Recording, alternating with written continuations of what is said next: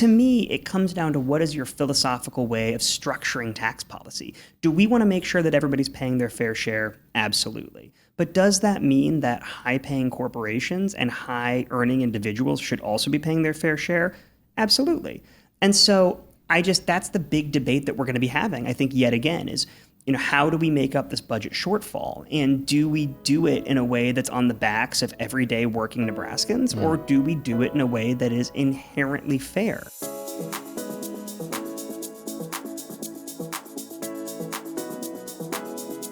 Senator George Dungan. Hello. the third. Thank you so much for coming. Yeah, happy to be here.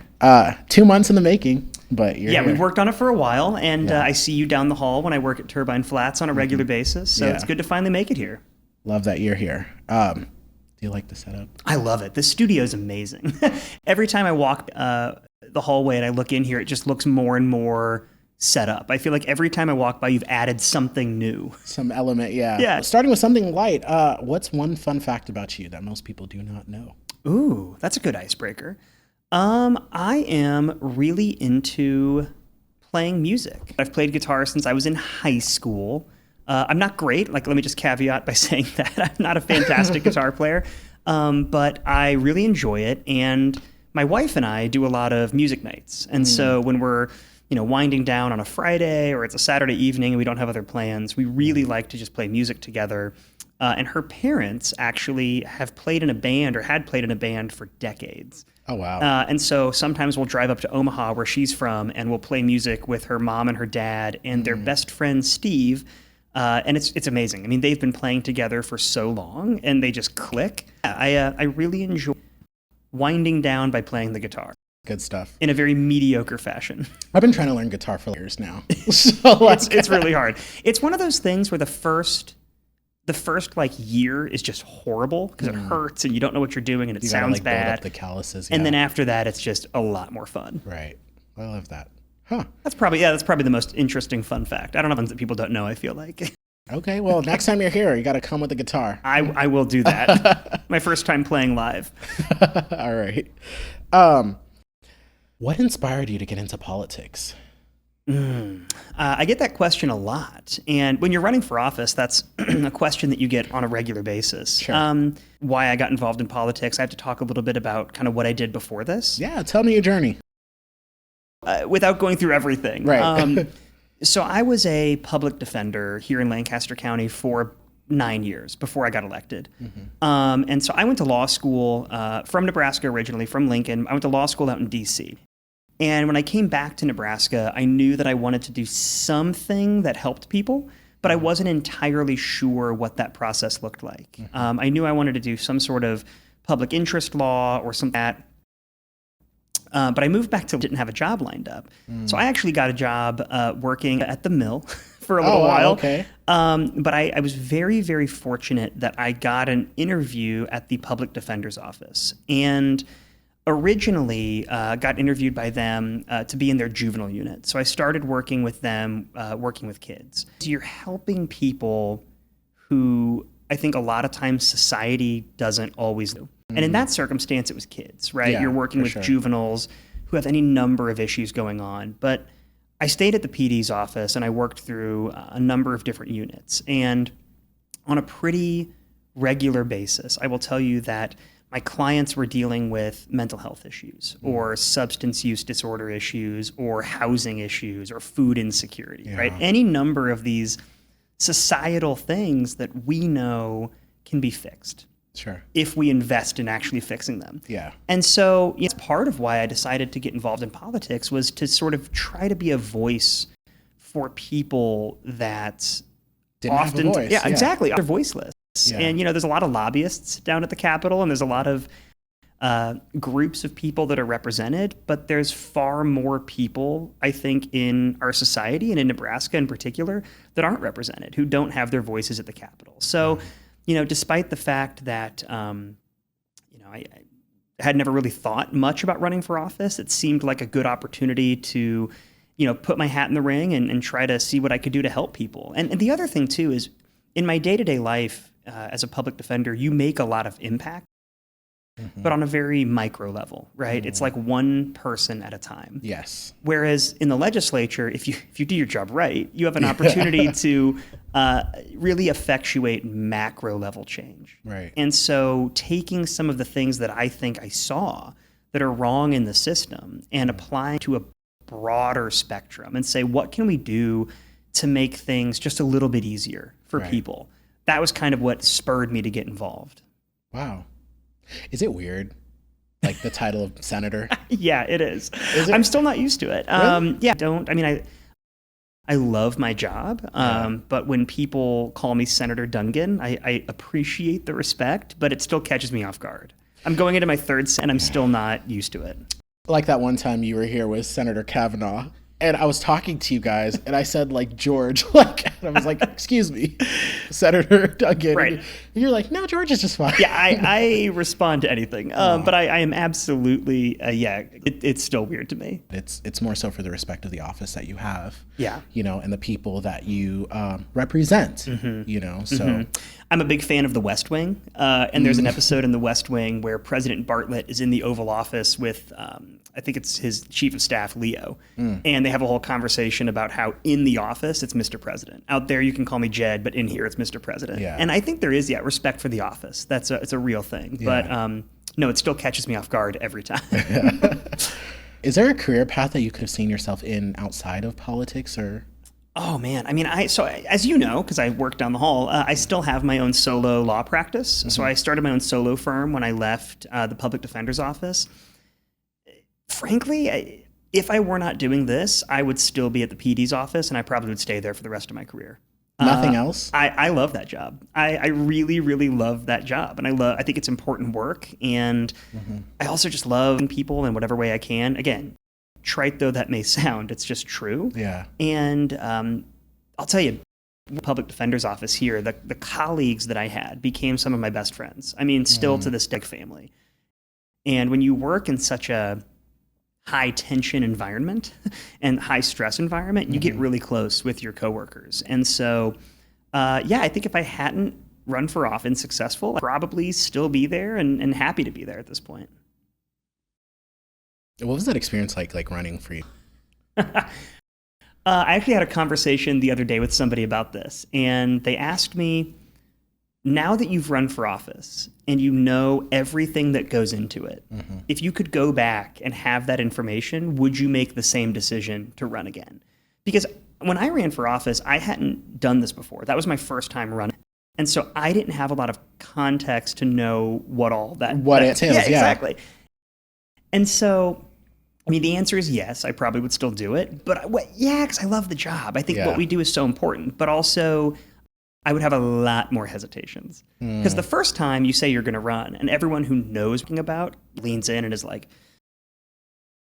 sure you want to do this? Like, this is a lot of work. It's really hard. Yeah. And naive you, who's never run before, is like, yeah, I get that it's hard work. I'm used to hard work. That. But you don't realize if you do it the way that I think you should do it, which is really throwing yourself into it and being committed to the work, you don't realize how much work it is. Yeah. State legislature races in particular are won or lost by knocking doors. And even if you get outraised financially or whatever, sure, if you do the work and if you pound the pavement, as they always say, you really are, I think, gonna be successful. And I ran for office for those 2 years. I think it was a year and a half. That's a long time. It is, and the whole time it's like whenever you have free time, you feel guilty. And so you have to schedule in certain breaks to make sure that you're actually like a normal human being. Yeah.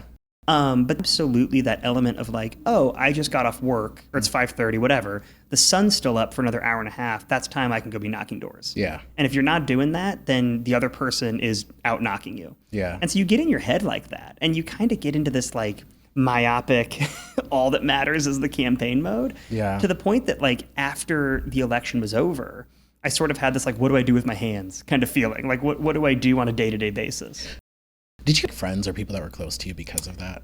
I didn't lose any, but I definitely didn't see my friends for a long time. Like, I have a close-knit group of friends that's outside of the political world. Like, Yeah. we all kind of have this like cloistered groups of friends. Like you have your work friends, you have your political friends. Yes. So I have a whole tight knit group of folks that I like play board games with, like hang out with. Yeah. And I would try to be intentional about seeing them, but there was a good chunk of time that I feel like I didn't get to see those folks because all you're doing is paying attention to running for office. So it's definitely hard. It's not the most relaxing time. What's been the most like surprising thing of serving in the legislature then? Well, every day is something new. I mean, like legitimately, like that's part of what I love about the job is you go into work and every single day you're learning something new and you're able to talk about a different subject. I mean, that's really fun. I'd say the most surprising thing is the amount to which you have a relationship with people that you disagree with.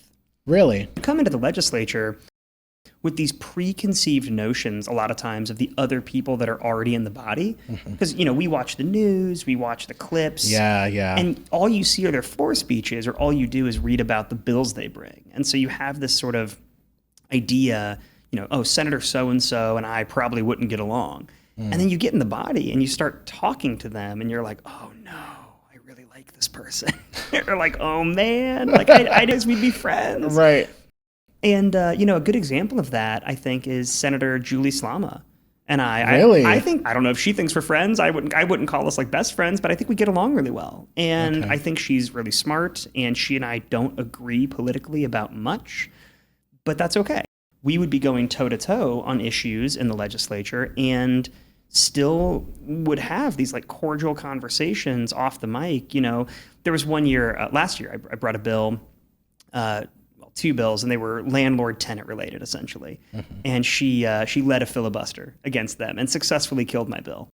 And I remember talking to her like off under the balcony when this whole debate was going on, and we would have these perfectly cordial, friendly conversations, and then get on the mic and go toe-to-toe, and then go sit back under the balcony and keep talking. And so it's interesting how you develop these relationships, because in the body, if you can't work with your colleagues, you're not going to be able to get anything done. And if your whole goal is just going in there and, fighting with them and never trying to get to know them as people, it's going to be very difficult. Now, that doesn't mean you don't push back. Yeah. There's a lot of colleagues of mine have done things that I disagree with that I think are, frankly, offensive or problematic in whatever way. Hold people accountable, but that's what you do with friends. That's what you do with coworkers. I think it is important. Yeah. Walk that line between holding people accountable and still being able to get along is very interesting. And it's been probably the most, I think, surprising part of this job is just the relationships that you build that you would never expect. Do you think people get upset from the outside looking in? I don't know. I mean, I think it depends on the person, depends on the relationships. Certainly, I don't think we should just give people passes, right? I don't think there's just because somebody gets along with somebody else, I don't think you should let them say things on the mic that are horribly offensive or doesn't mean you can't fight their bills. There are friends in the legislature that I agree with on many issues and not others. Senator Raybould has a bill she's pressed that affects minimum wage. I do want to talk about that. Oh, yeah, I'm sure we'll talk about it. But I respect Senator Raybould, and we agree on many issues, and there's others we don't. And so it doesn't mean that we don't push back when we disagree. Right. And so to kind of walk that fine line is complicated. And there are days in the body where it's difficult, I think, to know exactly where to fall on that spectrum. But legislature, I think you're only as good as your word. And people have to respect you. They may not have to like you, but I think people have to respect you in order to get stuff done. And so I try very hard to always be honest, open about where I stand on things. But be able to build that trust between people. Just yesterday, I had a couple of colleagues come up to me with a vote card and say, hey, I have this bill that I'm bringing. Where do you fall on it? Are you a yes or a no or a maybe? And I would just say right to their face, oh, no, respectfully, I'm very opposed to that bill. Yeah. And, nobody's mad. They go, oh, okay. And they mark you down as a no and they walk away. Oh, wow. And so being able to have those conversations and not make it personal is super important to being able to facilitate actually helping people and getting stuff. Right. So one of the major ongoing debates in Nebraska is about minimum wage and paid sick leave changes. Labor groups are raising alarms over proposed rollbacks and voter-approved measures. Where do you stand on the issue, and kind of what is your reaction to how the legislature has taken those issues on? We've had these ballot measures, the public has spoken, and I think it's frankly really offensive both to the public and to the Democratic process to try to walk back people's opinions when they've taken those, right? On the individual issues, it's really frustrating to me that we are trying to slowly whittle away at these protections that haven't even fully been implemented yet. Like, we haven't even seen the impact, and the legislature is coming in and trying to, I guess, enforce their perspective over what people... Why is that? Like... I mean, I think a lot of times it's small business owners, it's people who, or even large business owners, who are concerned about the impact that these pieces of legislation are going to have, and I'm just going to be frank, on their bottom line, right? Like, at the end of the day, the concern is that these bills are going to reduce, I think, the overall profit. And the way that these pieces of ballot measures were written, specifically the paid family medical or the paid sick leave, that specifically does contemplate taking into account small businesses versus big businesses. What the voters voted on already does that. So for us to continue to try to create carve-outs and to try to provide, I guess, exceptions to the law, it's looking out for business over workers. And one thing that I'll say, big picture too, this legislative session, we have seen more attacks on working people and working families than we have in my other 2 sessions in the legislature. Really? So somebody was asking me this interim what I thought the big topics were going to be during this legislative session. Right. And, there's your social issues, your wedge issues that you always talk about, which I try to just not even worry about because those are just wedge issues that are meant to divide us. And then on years like this, you have the budget, which is a big conversation that we're going to have to talk about because there's a projected downfall, or deficit rather. But in my last 2 years, labor issues and employment issues have not really taken front and center. I think that that's what we're going to be dealing with sort of holistically this session. I mean, we've already seen bills that seek to protect corporate entities that violate, certain privacy requirements when it comes to collecting your data or your biometric data. We're seeing laws that are with big corporations like Uber and Lyft over the people who work for them. We're seeing these laws that are being proposed to reduce minimum wage for certain individuals. We're seeing the laws to erode the protections of the paid sick leave. And so if you take all of those together and you aggregate those, we're an attack on working families and working people. And I think that we've been lulled into a false sense of security because those issues have been front and center the last couple years. So I'm really happy that there's a number of my colleagues who are standing up and saying that's wrong, who are getting together and saying we need to do everything we can to support working folks. It's something I talked a lot about during my election, was how I will always do what I can to side with the folks in my district who are, just working to get by. Yeah. And I think that both of the things you brought up are part of a larger problem that we're seeing this year, which is an influx of legislation that seeks to protect corporations over people. And that's really problematic. Which is extremely fascinating because these 2 things, like paid sick leave and minimum wage, have been on ballots like all across the country and overwhelmingly passed. Correct. In, deep red states as well, like Nebraska is a red state. But working class people, working families, like a lot of those issues were what drove this last presidential election. Yes. Which I think is fascinating that, a state would then turn around and attack the things that drove people to the polls on. Yeah. Do you know what I mean? So then it's like, I talked to Jane about this yesterday. I'm just like, there's like a disconnect that I just don't understand where it's coming from. So it definitely seems like kind of like a bait and switch situation. Like, things are too high, blah, blah, blah. People running on these issues and then turning around and gutting those. Well, 100%. I mean, you look at this, or look at things like our governor has said that some of the biggest priorities for him this year are focusing on all lab-grown meat and transgender issues. None of those 3 things are things that a constituent has ever stopped me in the grocery store to talk about. And when I knocked doors for almost 2 years running for office, not a person brought any of those issues up to me. What was the number one issue? I honestly heard a lot about schools. I heard a lot about making sure that they stayed good, State funded, positive, that we wanted to make sure we had teachers that are well paid. Property taxes obviously do continue to be a talking point for everybody. I mean, every constituent's worried about that.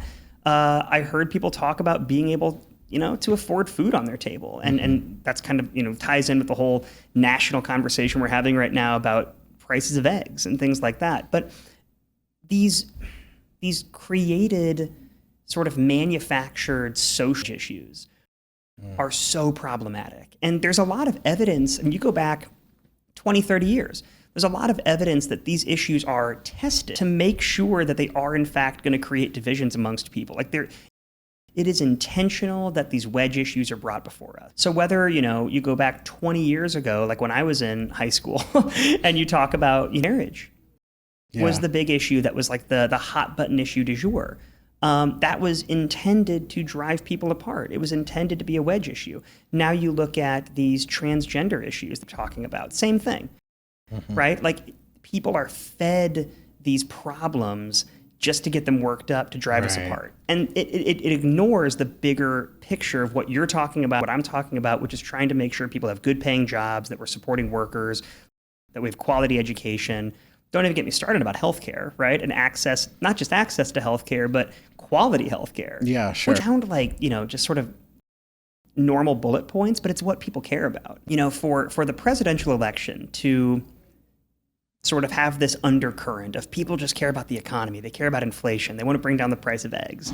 And then to turn around and have people who supported our now president saying that these are the kind of issues that they want to talk about is, who's playing in sports and, whether or not meat's being grown in a lab. You're right, there is a bait and switch. And it's really problematic because I think sometimes people don't realize who's actually looking out for them.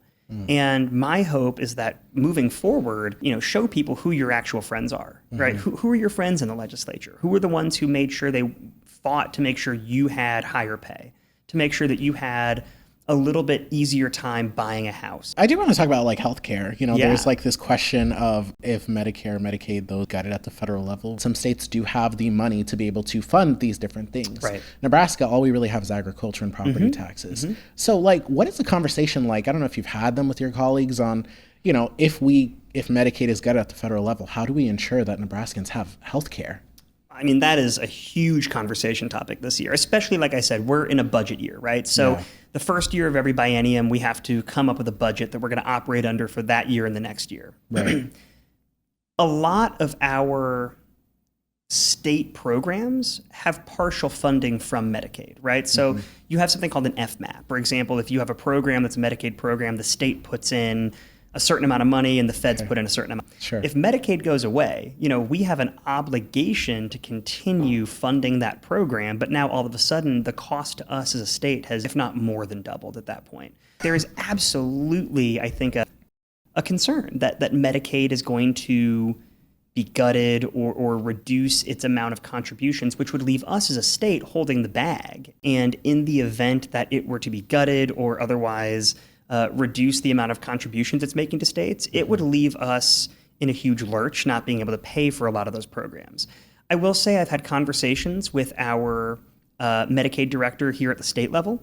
I've talked with DHHS at a state level. I've been told by all of these people that our federal delegation is doing everything it can to make sure that Medicaid isn't gutted. And hold on. No. Wait a second. That does not make sense to me because you probably saw that budget resolution that was passed. Yes, sir. Where people were concerned about Medicaid and other social programs being cut to fund this $4 trillion tax cut. Yes, sir. Continue. And that's, I mean, you're hitting the nail on the head, right? Like, you get told one thing, and then other things are what actually happens, right? Yeah. What we need is people to stand up for what's right. Not just in Nebraska, but countrywide, to stand up and not just be good soldiers. And we need people to actually look out for these programs. I am hopeful. I'm also a perennial optimist. I am hopeful that doesn't happen, and I'm hopeful there's enough reasonable people at the federal level who are going to do their job and push back. Yeah. But it's hard to stay hopeful sometimes because, like you just said, you hear one thing of people saying, don't worry, we're going to make sure that doesn't happen. And then on the other hand, they go and they vote for these budgets bizarre, that completely do the opposite of what they said. Yeah, I mean, I think generally speaking, there's reason to be concerned. I mean, absolutely, there should be a reason to be concerned because what we've seen so far from this federal administration is just flood the zone strategy, where there's just this absurd amount of nonsense being thrown out day after day. And it's understandable that we're all freaked out by that. I think we should be, right? Because we have such a chaotic and unpredictable federal administration right now. We don't know what's going to happen. I remain hopeful because I am an optimist that there's enough people who can continue to push back on that. That's not going to be the status quo forever. But it is alarming. And I think that we need to be prepared as a state to have a plan as to what's going to happen if, in fact, Medicaid gets defunded. Brief detour back to the legislature and the election, specifically the legislative election. Republicans ended up taking a majority in the legislature. I mean, what were your feelings walking into the legislative session? Were you concerned on what was going to be? Because, with stuff happening at the federal politics often affect the levels too. Right. And it seems like that separation is becoming non-existent now to where it's whatever happens at the federal level to happen at the state levels. Yeah. I think the Nebraska legislature is weird in a good way, right? We are unique in the most literal sense of the word. We're one of a kind. Yeah. We are the only unicameral, and that makes us different. And what I try to remind people when they talk about the, so-called firewall, we didn't have that last session. Once Senator McDonnell became a Republican instead of a Democrat, we didn't have 17. And we also never had 17 solid votes on any particular issue. It's always a moving target, right? There are certain things that people would peel off of. There's certain things that people would come on to. Because we are nonpartisan, we are a body that encourages independent thought.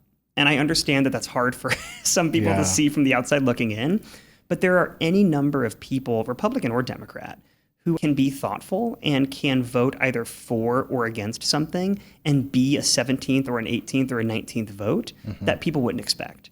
And so, I actually came into this session feeling fairly encouraged that a number of the new class, the people coming in that are the new senators this year, are thoughtful. That they're not just going to take marching orders or they're not just going to go with the flow. And that doesn't mean I agree with them on everything, right? But I met with a number of freshman senators prior to session, and I talked with them. And my takeaway was that we have an incredibly interested group of people here who want to be senators. We may disagree about individual topics, but what I tell people all the time in the legislature is I'm fine if we disagree. I just want you to be thoughtful about it, right? Don't just come in and punch a button. Do the work. Yeah, and because you did the work to get there. You don't work for years to do something, to come in and then just check out, right? Or at least you shouldn't, in my opinion. Sure. And I value people who are willing to do the work. And I think that we have a lot of those folks. So when I came into the session, and even still today, I feel hopeful that we have people that are willing to do that work, willing to have those conversations, sometimes uncomfortable conversations, but again, trying to find a way to push forward and create those coalitions on any given issue. And I really do think that we have the legislature right now to push back on a lot of the things that we're seeing at the federal level that are fueled by hate, or that are fueled by a desire to erroneously cut government programs that actually provide services, right? We have enough thoughtful people in our legislature in Nebraska who can say, hey, actually, let's slow down. Let's take a second look at that. And let's not just put it on the chopping block to say we did something. Let's be thoughtful about it. Sure. What is going on with the whole marijuana thing? Because I remember we talked in passing and you told me about everything that was going on with the courts and suing and this and that for the signatures, and I was like keeping up but not really. And and now there's a whole thing, and I've been seeing people crash out on Facebook about it. So this is the third time that I'm aware of that they've had medical marijuana on the ballot, and this time it came in the form of petitions, obviously. So as of the signing of that proclamation by the governor, Right now in Nebraska, it is law that it is legal to have up to 5 ounces of marijuana if you have a recommendation from a doctor to have it for medical purposes. Okay. Purchase it in Nebraska. That is what the state legislature is working to create some framework around, right? So there's a couple of bills. Senator Danielle Conrad has one. Senator Ben Hansen has one, which actually, weirdly enough, those bills are about 90% the same. What's the difference? I'm going to be frank with you. I've not dug as deep into those because they're not in my committees, and I'm waiting until they kind of get those worked out. But they both seek to create a legal framework to regulate the sale of marijuana, right? And the whole goal is to make sure that, again, to effectuate the voice of the people, to make sure this is available, and it's regulated in a way that it's healthy or at least not harmful. So it's a balancing test, but there's a lot of people that I've talked to who really want to make sure it happens. I know there was an op-ed recently from, I think, Senator Ricketts, I'm pretty sure, and then also maybe Attorney General Hilgers, trying to tell the legislature to slow down, not to pass anything, that there's still litigation happening. They have tried to stop this so many times in the courts, and the courts have told them no. And so I think it's the prerogative of the legislature not to go slow, but to actually try to get something done this session, because I think it's our job to carry out the will of the people in a way that effectuates the people's goal. So my hope is they can get together and try to get something done, that we as a legislature can push that across the finish line this year. I mean, when you're talking about creating an entire of regulation and sale, that's not easy, but we have so many other states that have done it. It's not like we don't have the framework to look at. This hasn't been done before. Right. We're not reinventing the wheel. I guess I've never understood why every time a ballot measure is passed, or there's just been a lot of roadblocks to try to get things going. And correct me if I'm wrong, but was there a new bill drafted about the school voucher program, or did they try to bring that back in some way? 100%. Because you did an amazing interview with an outlet downstairs, actually, breaking all of that down, which was extremely informative. Yes, there's actually a number of bills that have come up in the legislature this year that are school choice bills, which is incredibly problematic to me. I mean, yet again, it's part of this bigger theme of people in the legislature trying to go back on what the people voted for. To your point, the repeal of 1402 passed overwhelmingly in the state of Nebraska. And yet you have people bringing back bills that are almost identical to legislation that's been passed by the legislature in the last couple of years, where signatures were collected to overturn it. I mean, going back 2 years, you have LB 753, which was this voucher scheme that sought to give tax credits to individuals who gave money to scholarship granting organizations to specifically give money to private schools. I absolutely don't think it is constitutional under the Nebraska Constitution, which prohibits giving public dollars to private education. Either way, they passed LB 750. Signatures were collected to overturn that. And then the next year, they came back and passed LB 1402, which replaced LB 753, flying in the face of the signatures that were collected. The people have spoken year after year saying they don't want this to happen, and yet this year we have another piece of legislation doing it, which I just think is incredibly problematic. What I know from inside the body is there's not as much desire this year to take it up. I mean, I think there's a lot of people who were on the fence in the first place about all of these school voucher bills. Who introduced the new ones? Well, the one that's a redux of LB 753 is from Senator Sorrentino, who took over the seat from Senator Linehan. So there's kind of a continuity there, which I think makes sense, or at least I understand it. But it's exactly the same thing that's been passed in the past, and I don't think there's the same appetite amongst my colleagues to really get into it, if for no other reason than the voter spoke. And I don't think anybody wants to be on the record saying they don't care about what the voters think. Yeah. Not a good look. No, it's not a good look. No, it's not at all. Out-of-state agencies purchasing Nebraska single-family homes. Yeah. That's been a huge problem in Omaha. It is. And an agency out in Illinois has become the second or third largest home owning entity in Omaha, which is wild to me. I mean, and you also hear about these people who have their house sold to one of those entities and then they turn it out to them, right? Which is wild that people would lose their home ownership or give up their home ownership and then just become renters at that sort. I've heard of that happening. Seriously? Yeah, I mean, for financial reasons, somebody will sell their house to a company that's coming in and buying up homes, and then they'll turn around and start renting it to them. And I understand that some people got to make money if they need money. It's really sad. And there's a huge rash of this, like you said, outside state companies coming in and buying up homes. It's a problem. I'm a big advocate for home ownership, but I also understand that home ownership is not for everybody. We need renters and we need affordable housing, which also includes affordable rent, right? We cannot just focus on affordable purchase. We also have to focus on affordable rent for people. I think it's complicated when you have these out-of-state companies. Always have to keep in mind is the Constitution and making sure that we don't run afoul of the Interstate Commerce Clause. Can you break that down for people who might not be familiar? Well, essentially, yeah. So there's the Interstate Commerce essentially says that the federal government is in charge of interstate commerce, and then implicitly what that means is that states cannot interfere with interstate commerce, right? So we can't be like protectionists here in Nebraska and stop commerce from happening between states. So it makes it difficult for laws to remain on the books that intentionally seek to target other states' commerce. And so you have to always keep that in mind. And that might not be the best explanation. I'm sure some legal scholars watching this and is saying, I explained that poorly. Essentially, you're not discriminate against others' commerce, right? Sure. So like it makes it hard when you have bills that seek to prohibit exactly what you're talking about. But then you always have to keep in mind that dormant commerce clause. There's entire sections of law and law classes that you can take just about that. But it does make it hard when we have fears about out-of-state entities coming in and buying up Nebraska land or property, because you just have to always balance those things. But it is a problem. You did have a bill that you drafted for renters to... Oh, one of the bills that I got drafted up this year does ensure jury trials for people convicted. Okay. So I did that in the past. So there's a Supreme Court case that came out...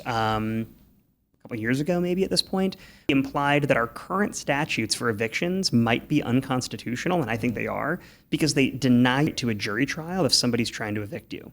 My bill seeks to sort of bring us in line with the Constitution and ensure that somebody who's being evicted does have the right to a jury trial. So that's one of the things that I brought this year, just to make sure that we're in line with the Constitution and our landlord-tenant statutes aren't super problematic. Yeah.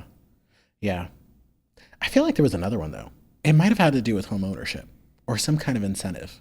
Well, I have a homestead exemption expansion.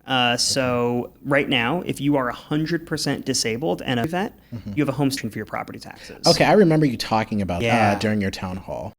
Yep, and so that's one that I'm trying to expand. So I'm trying to make it so your homestead exemption is proportionate to your level of official disability from the VA.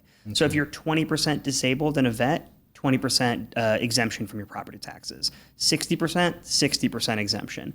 And that's one that I hear about all the time from military vets that I talk to, because not every vet who's disabled is 100% disabled. But you could be 80 or 90% disabled, according to the VA. So it's part of my broader belief that our tax exemptions need to be more targeted, right? Like what I think we do as a state is we try really hard to give these broad tax relief programs that help a lot of people that it should help, so then ends up helping a bunch of people who don't need the assistance.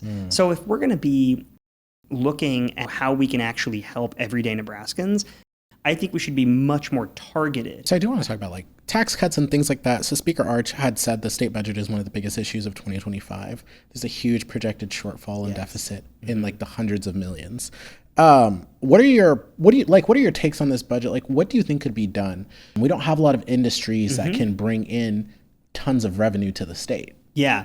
I mean, it's really hard, right? So this is, I wish I had a silver bullet answer. We argued about this during the special session. We talked about taxes during my first 2 regular sessions I was there. I mean, if I'm being honest with you, I think we've put ourselves in this situation, right? Like we as a legislature in my first 2 years focused so much on cutting corporate taxes and income taxes, that I am concerned that we've put ourselves in a situation where we simply don't have enough money to pay for essential services for people who need them. Now, there's been a large conversation about broadening the base, right? Which generally means you expand the amount of people that you get taxes from. And specifically, that pertains to like sales tax, right? Nebraska has a lot of sales tax exemptions, meaning things that you purchase that don't get a sales tax attached to them. Like food. Food's a good example, medicine, things like that. Mm-hmm. But there's a lot of other exemptions out there people might not know about. Dry cleaning, storage, tattoos, things like that. The problem is when you say it, when you talk about these, people think, oh, well, that's an easy thing. Let's just tax that. That doesn't seem like that big of a deal. My issue is this.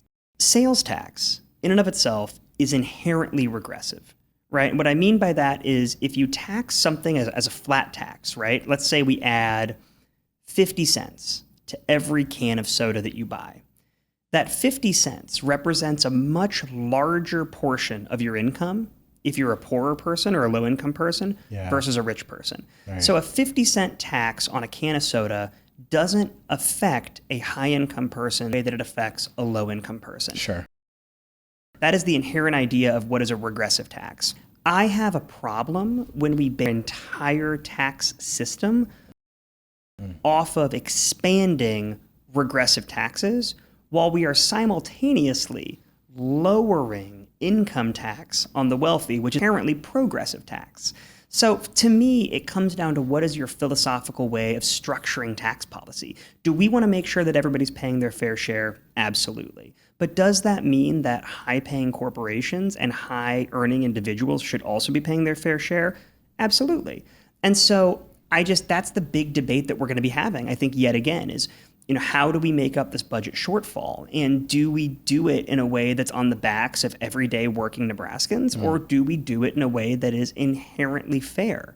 And I struggle when my colleagues talk about, quote unquote, broadening the base if they don't also have a conversation about lowering the taxes that people are paying on some of those items. So I'm on the revenue committee, so I love talking about taxes. Yeah, for sure. But it's a whole big, long conversation. I mean, that one legalization of marijuana could be one way to drive a lot of, Legalization of marijuana, legalization of online gambling, right? There's industries that are not currently taxed that are saying we're happy to be taxed, bring us to the table, and let's have a conversation about what the tax looks like so you don't kill my industry. Right. CBD, hemp, the vape industry, I think has actually been a really good in coming in and saying, hey, we're willing to pay taxes on our products, but don't do it in a way that kills our industry. So you're right. There's a number of revenue raisers we can look to that I think are fair. Yeah. But that's the question we always have to ask when we're talking about tax policy is what's fair? You know what you guys should do? You guys should write like a joint letter or, one of those official things to Disney World, Six Flags, build an amusement park or water park. I mean, come on. Let's get some in here, right? Right, like. Or another Mount Rushmore. Just get Mount Rushmore too. So I don't know how it all works with like agricultural land, but from what I understand, there are some land farmers get federal subsidies from. A lot of subsidies in the agriculture world, yes. So, I mean, like, what if a theme park came in and said, we will cover whatever that is if we can also get revenue from this? I love it. That's a great idea. State. We'll start talking to Disney World. Okay. I'll make sure we can lead we'll get the federal delegation on this immediately. Let's see if they can get some pull. But I mean, like, that would be a way to not only just create jobs, but drive people to the state. 100%. In surrounding areas. Well, honestly, like all joking aside, one of the things that I think we should be focusing on, and this is a personal mission of mine, is increasing bike tourism.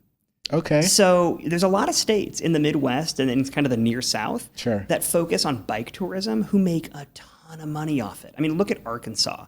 Arkansas has made a wild amount off of bike tourism coming from Bentonville area, and they've invested a lot of money in nice trails. Missouri has nice trails. Iowa has nice trails. Nebraska is like perfect for creating nice bike trails because we're flat and there's a lot of beautiful land out there.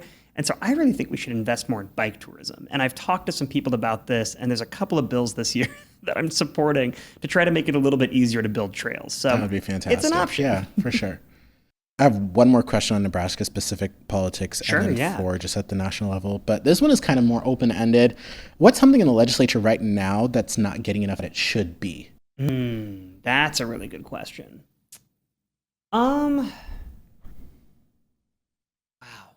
Think of I feel like the media has done a pretty good job of covering a lot of the most like important issues that we're dealing with this year.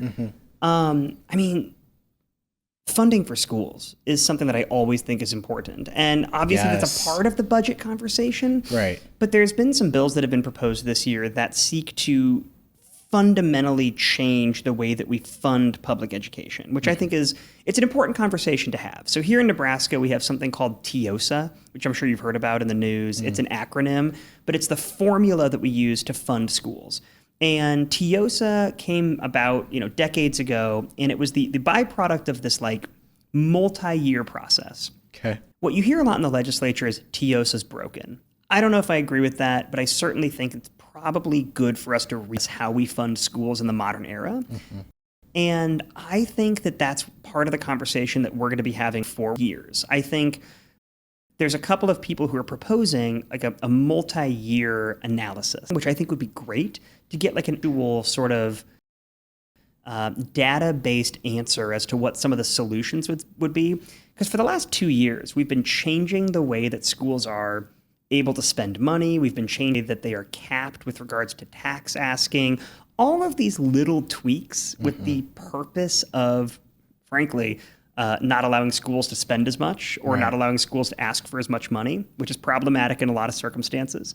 But we can't just keep whittling away at it, right? There needs to be like a larger, I think, sort of broad look at how we do this. And so my hope is there can be a little bit more focus spent on how we do our funding mechanism as a whole. And I wish that would get maybe a little bit more attention, because I think that's going to be a big conversation we have over the next couple of years. It's insane how national politics affect like things at the local level too. It's wild, yeah. And I don't think people realize that. No, not at all. I don't think they see how much trickle-down effect there is. And what's weird is Nebraska being in the spotlight so much with this whole winner-take-all conversation. I mean, during the special session, I think it was, we had Trump calling Nebraska state senators. Ain't that crazy? And my understanding is that's currently happening right now, is that, Pillen is having conversations, Governor Pillen's having conversations with President Trump, and that's why he's doubling down on a lot of this stuff. So it's wild that we're in like the spotlight the way that we are.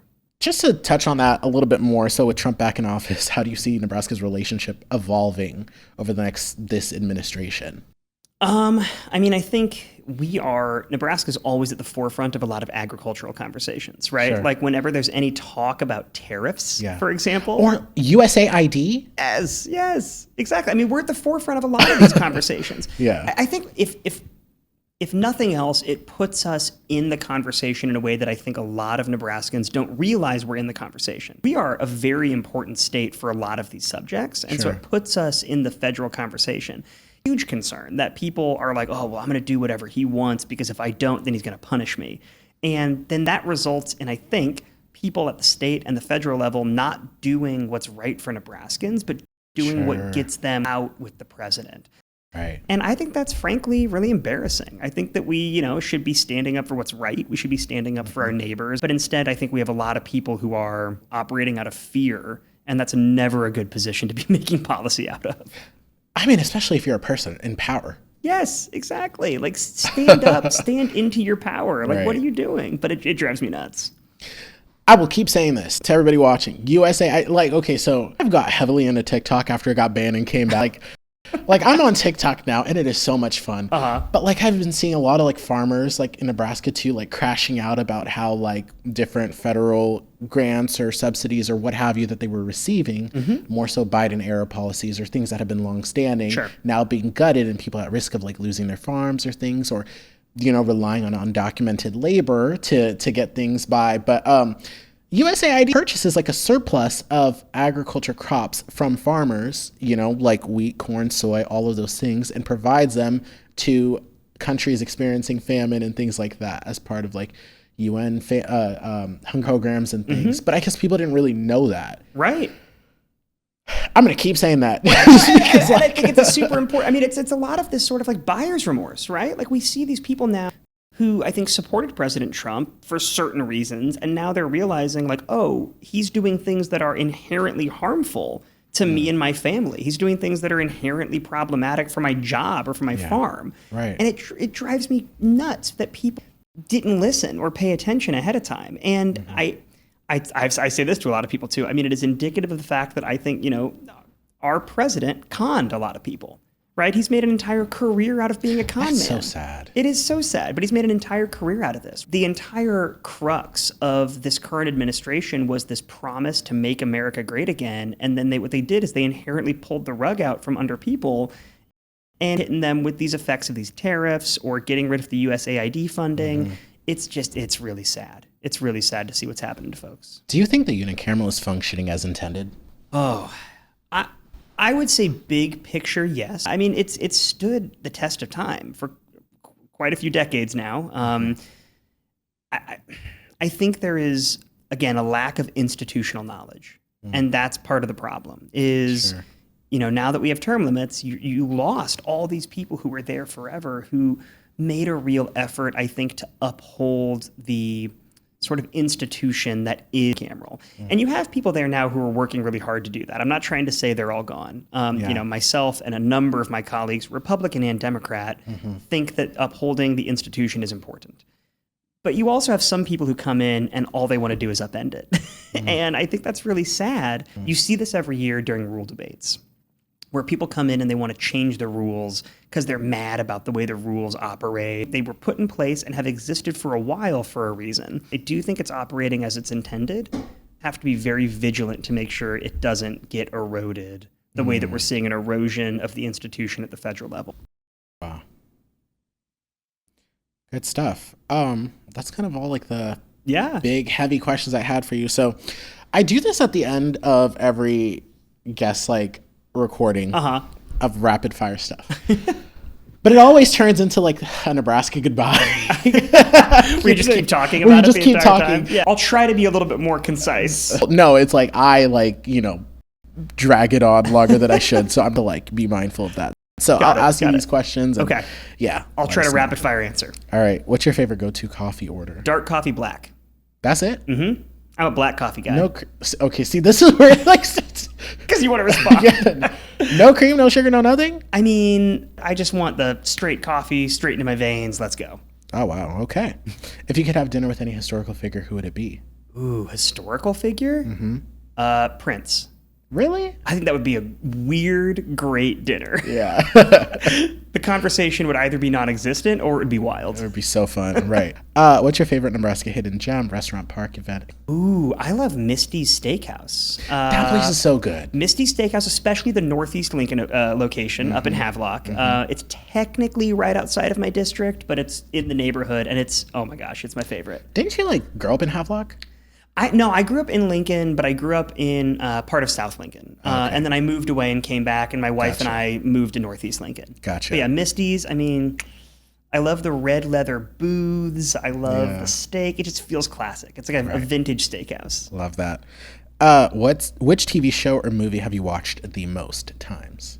Oh, The West Wing. Yes, I am a West Wing fanatic. I started watching it when I was in college, and I just consumed it. What's funny is everybody always accuses The West Wing of being an overly optimistic take on politics, but I also am an overly optimistic person, so it fits with my general demeanor. I am so into political shows. Oh, it's great. It's so good. I don't know if you've ever seen Scandal. That's one that I've not really gotten into. I've heard Scandal's good, though. It's so good. The one thing I know about Scandal is that it sort of popularized the dinner of white wine and popcorn. That's I got into that, and also House of Cards. Oh, yes. So good. Yes. So good. Dogs or cats? Yeah. 100%. Grew up with a dog. Got a dog right now. Redford. I love him. Big dogs or small dogs? Big dogs. Yeah. Redford is about 70 pounds. He's a Rhodesian Ridgeback. Oh, wow. For those at home. If you want to look that up, they're good dogs. But yeah, dogs all the way. If you had to pick a campaign walkout song, what would it be? Ooh. That's a tough one. I don't have an answer to that off the top of my head. I will tell you my favorite band, which makes me a quintessential millennial, is Death Cab for Cutie. But I don't have any good walkout songs. Just emo music as I walk out with my hands in my pockets. I don't think that's very encouraging. Oh, man. I'll think about it, but ask me again in the future if I come on again. I'll have an answer for you next time. The next time when you run for president, you'll have to pick out a good one. Yes, exactly. What's one food you could eat every day and not get tired of? I would say pasta. I am a pasta fanatic. Really? Oh yeah, I make pasta like on a weekly basis, multiple times a week. Because it's easy, but I also just love it. What's the best concert you have ever been to?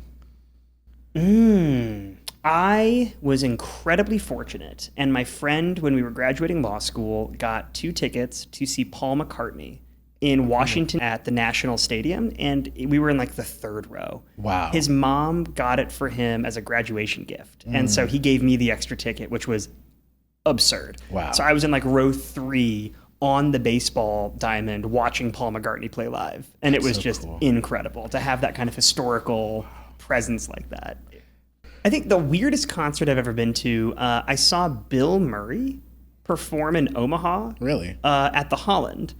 And it was when he was doing a tour singing like traditional Americana folk music.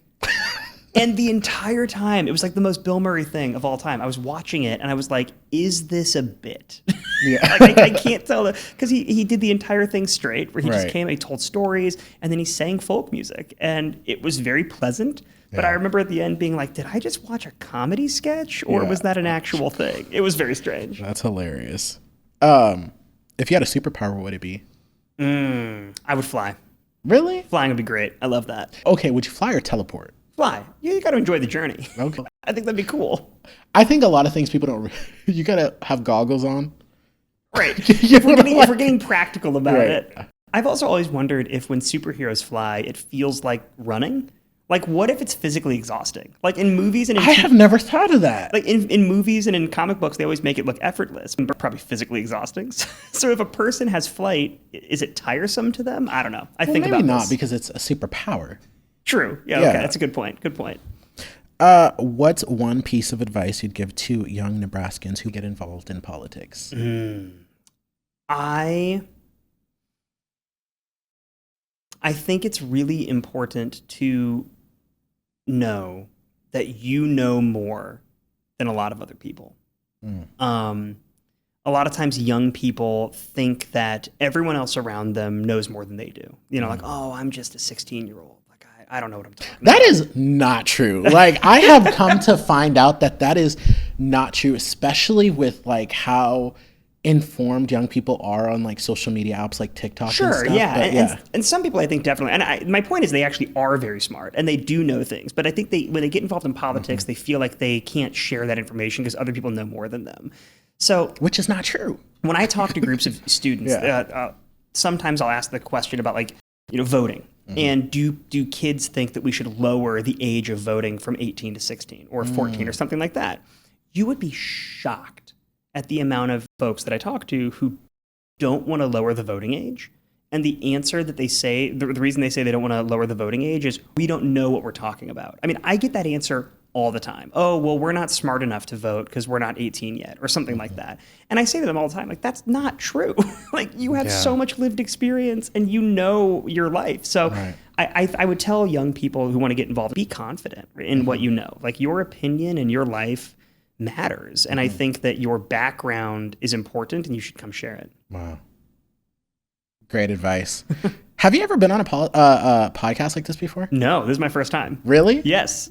Well, to that, we'll have to cheers. Cheers to you. Thank you for having me. I really appreciate it. This is water, by the way. Yeah, for that. It's not just a giant cup of clear alcohol. Yeah, this is water. But thank you for having me. This has been a great time. I hope you had fun. I learned a lot. I think people are so wrapped up in what's happening at the national level that they don't realize what's happening here in their own backyards. And the state senators who represent them and stuff, I'm sure there's a lot who kind of view my content that didn't know you're their state senator. So District 26 in Northeast Lincoln. In Northeast Lincoln. Awesome. Thank you so much for coming. I really do appreciate it. It's been kind of some time in the making, but I'm glad you were able to make it. And that's what it's like. Just our call show. I love it.